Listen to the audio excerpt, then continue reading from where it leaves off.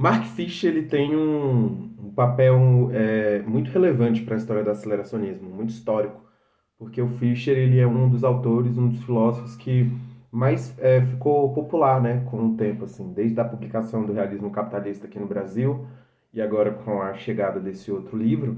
Fischer foi um dos filósofos desse movimento que mais se popularizou e teve uma recepção muito positiva aqui, né? Especialmente pelos partidos, pelos grupos que eu vi com maior apego na internet, né? De divulgar e de compartilhar o trabalho dele, especificamente vendo o Fischer como algum tipo de renovação teórica ou um novo ar no debate político da esfera pública.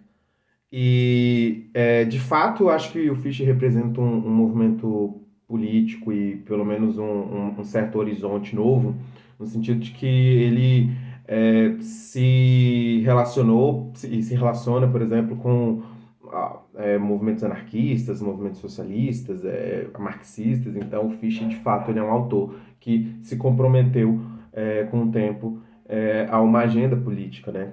Muito parecido com Land, mas justamente no sentido oposto.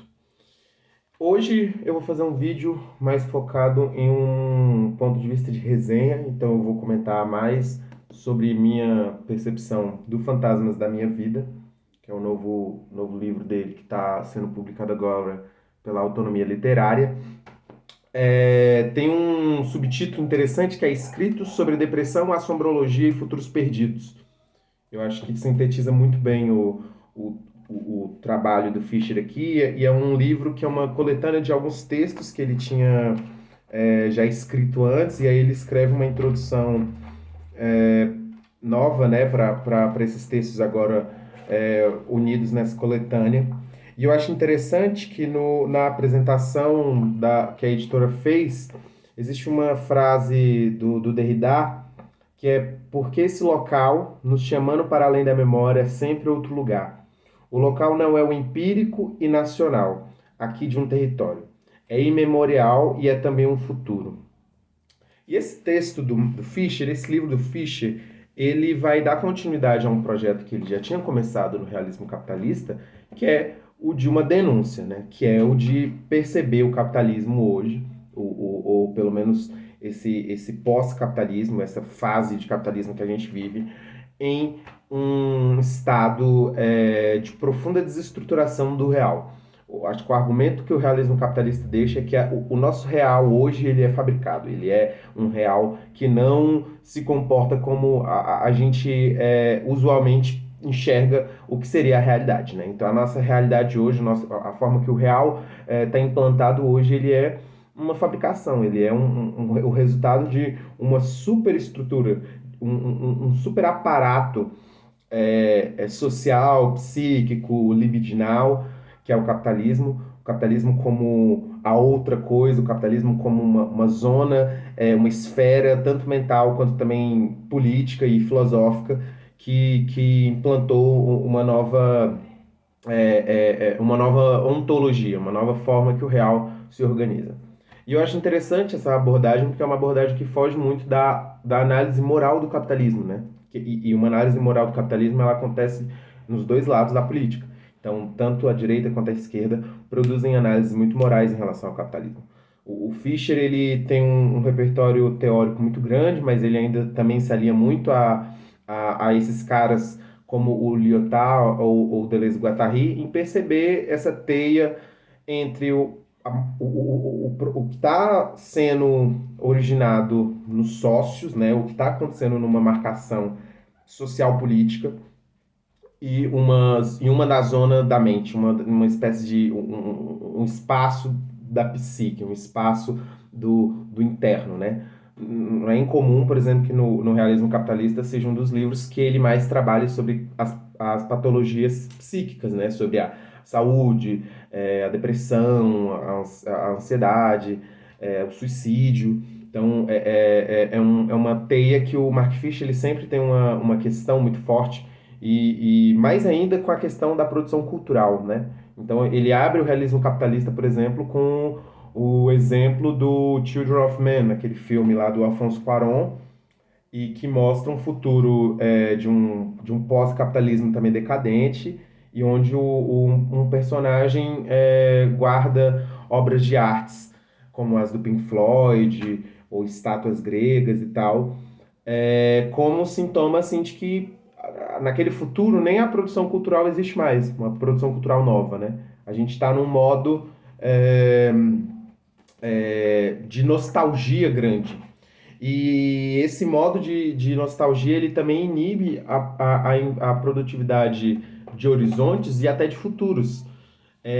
A frase que ficou famosa no realismo capitalista, é mais fácil imaginar o fim do mundo do que o fim do capitalismo, ela sintetiza muito bem o, o projeto que o realismo capitalista lança.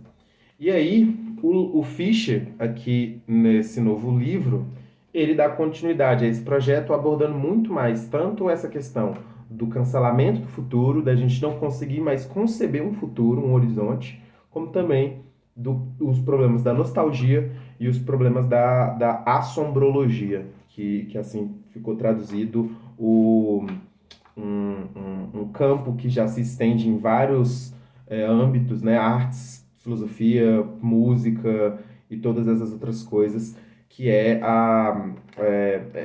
essa zona que investiga os fantasmas, né? Que investiga os espectros.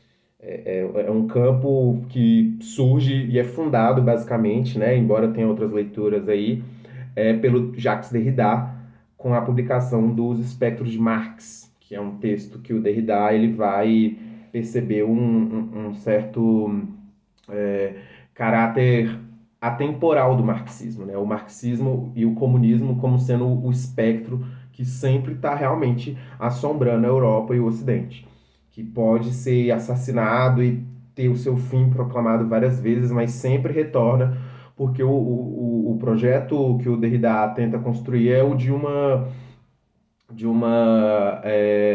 temporalidade, de um problema de tempo, assim, de uma disjunção temporal que implica numa questão ontológica, onde a presença ela não tem mais um apego ou uma necessidade de origem definida, de uma origem assim exata. Então, essa ontologia que o Derrida, inclusive, faz brincadeira com o próprio jogo de palavras, né? Se eu não me engano, a assombrologia na palavra que ele cunha no francês é hantologie, que nos Estados Unidos eu acho que ficou hauntology, em inglês, né, no caso. E a questão do tempo para o Derrida é muito importante, porque essa disjunção temporal é muito influenciada pelaquela frase do Shakespeare, do Hamlet do Shakespeare, né? The time is out of joint, né? O tempo está descompassado, alguma coisa assim. Então, o Fischer, ele além de falar desse cancelamento do futuro, que é uma questão pensada por um outro autor também, né? É interessante essa forma que ele faz uso desses conceitos, né? Tanto que realismo capitalista não é um conceito criado pelo Fischer também, né? É um conceito que ele já tinha sido criado em outros momentos e tudo. E esse termo, o lento cancelamento do futuro, também já tinha sido pensado por por um outro autor, que é o Franco Berardi. Então, ele começa o livro falando sobre essa questão de como o futuro se coloca em uma espécie de cancelamento do ponto de vista cultural, do ponto de vista psíquico mesmo, né? Ele usa um exemplo interessante que é uma música da Amy Winehouse e uma música do Arctic Monkeys. E aí ele brinca de que quando teve a experiência de primeiro contato com essas músicas, ele não soube julgar bem o tempo delas. Ele não sabia se Valerie, da Amy Winehouse, era uma música antiga, ou se essa The Old Grey Whistle Test, que é não, I Bet You Look Good on the Dance Floor, que é essa música do Arctic Monkeys, né? Essa banda inglesa aí, não recente, mas assim, dos últimos 10, 15 anos, não seria também um achado de alguma banda pós-punk inglesa. Então, esse caráter que até na cultura a gente não tem mais uma inventividade cultural, parece que tudo que a gente faz tem que remeter ao passado, tem que remeter à nostalgia. O Fischer identifica que é um modo nostalgia, né, nos termos do Fredric Jameson, que se torna assim, o modus operandi da produção cultural dessa nova fase do capitalismo. E aí o Fischer ele ressalta de que o Jameson ele não está se referindo a uma nostalgia psicológica. Na verdade, esse modo nostalgia que o Jameson teoriza impossibilita a nostalgia psicológica, uma vez que surge apenas quando o senso coerente de tempo histórico se desfaz. Esse modo nostalgia do Jameson é compreendido melhor nos termos de um apego formal às técnicas e fórmulas do passado, consequência do recuo no desafio modernista de inovar formas culturais adequadas para a experiência contemporânea. E de fato, se a gente vê, por exemplo, cinema, música, a gente precisou de uma pandemia para que a cultura pop simplesmente renovasse, revivesse a década de 70, a década de 80, a década de 90. Nós já estamos vendo filmes de 2000 com nostalgia, né? Filmes de 20 anos atrás. Então,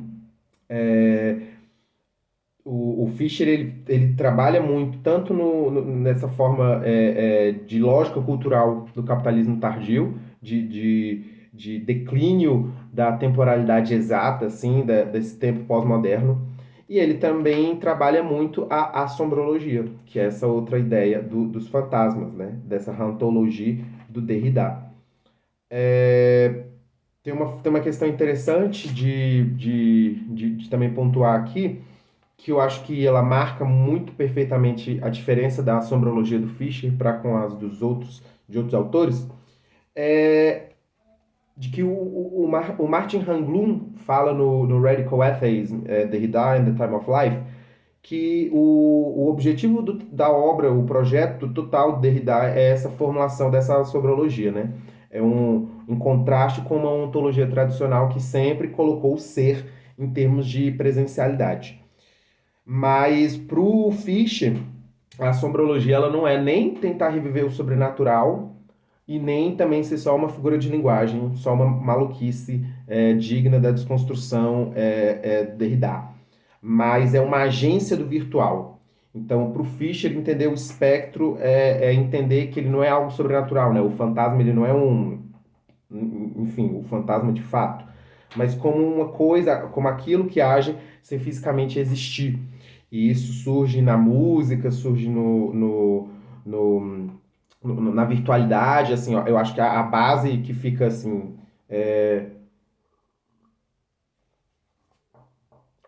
fulcral para entender como os fantasmas e os espectros eles estão rondando a gente toda hora é a própria abstração financeira que o capitalismo que o capitalismo tardio que a gente vive opera, né? Então a virtualidade assim que o espectro cria, ela é muito eficaz nas coisas.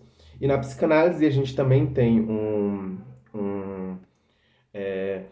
um problema envolvendo o fantasma, né? O fantasma do inconsciente, a coisa que acossa, né? O virtual que chega na nossa mente, né? O Fischer também vai trabalhar com essa ideia de não desistir do fantasma e todas as coisas. E aí ele segue o livro fazendo um trabalho assim muito interessante em relação a muitas obras artísticas da vida dele, né? Então, quem for ler esse livro esperando um livro teórico, complexo, etc., eu acho que é uma expectativa que não vai se concretizar, porque eu acho que não é o texto mais teórico do Fischer. Então, não é um livro, eu acho que argumentativo, dissertativo, como o realismo capitalista. Na verdade, ele vai falar de um monte de obra que provavelmente pessoas do sul global não conhecem de jeito nenhum, porque é um monte de coisa muito específica da Inglaterra. Umas coisas assim muito exatas. Tem um texto interessante também que ele fala do Jimmy Savile e o julgamento dos anos 70, né, que foi um pedófilo descoberto depois de 2013 e que era amigo da família real e tudo.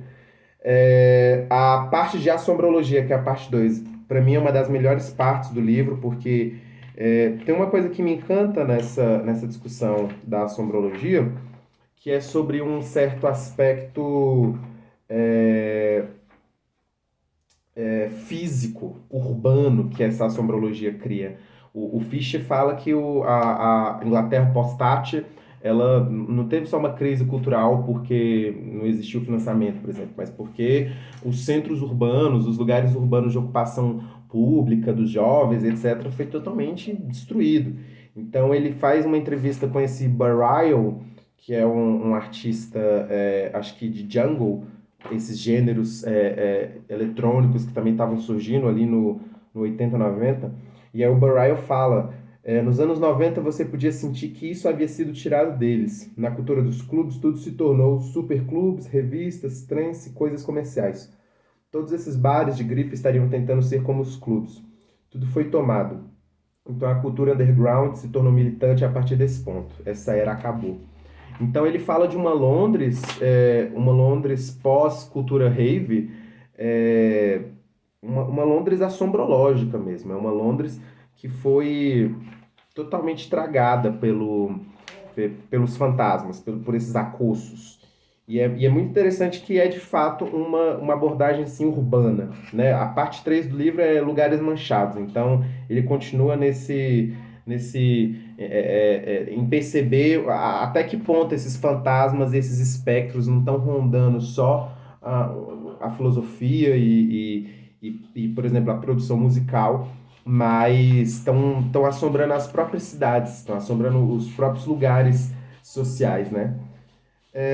Eu gostei bastante desse livro, eu achei um livro muito interessante, apesar de que muitas referências artísticas você não tem, então você começa a ler o, o você começa a ler sobre essas obras e ele criticando aspectos dessas obras e você não conhece, assim, eu acho que é uma coisa muito, né? A não ser que você seja um maluco aí que está consumindo cultura underground há 20 anos na internet, minerando coisas, sendo Ed e tal.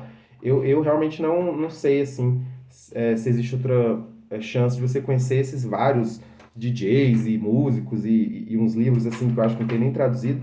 Então, talvez tenha sido a coisa que tenha me gerado maior dificuldade, né? Ler sobre obras de arte que eu não conheço. Mas, no geral, ele é um livro muito interessante porque é um livro que reúne tanto uma percepção pessoal, uma experiência antropológica, que é uma experiência do urbano, como também um trabalho filosófico, teórico, assim, crítico, muito interessante. Mark Fisher, ele se suicida em 2017, em janeiro de 2017. Ele teve depressão a vida toda. E eu acho que é um desfecho, assim, muito digno da trajetória filosófica dele. Não no sentido de romantização, mas no sentido de que é, os fantasmas continuam, né? Os fantasmas permanecem.